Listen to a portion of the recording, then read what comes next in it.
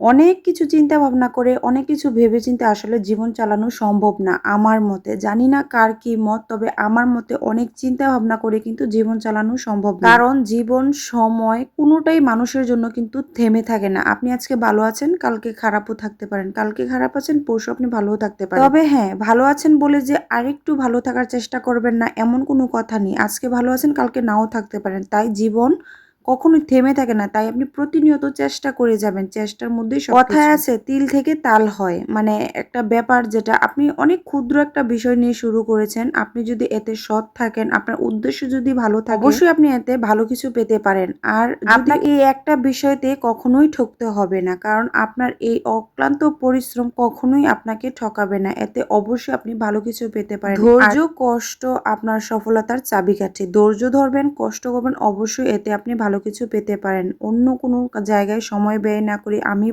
অবশ্যই আপনি নিজের উপর ফোকাস করেন। আপনি কি পারেন, কিসে আপনার প্রতিভা আছে, আপনার কোন কাজটা সবচেয়ে ভালো হয়, এটা আপনি সবচেয়ে ভালো বুঝেন। আপনি সেখানেই পরিশ্রম করুন। কারণ দুনিয়া বড়ই নিষ্ঠুর।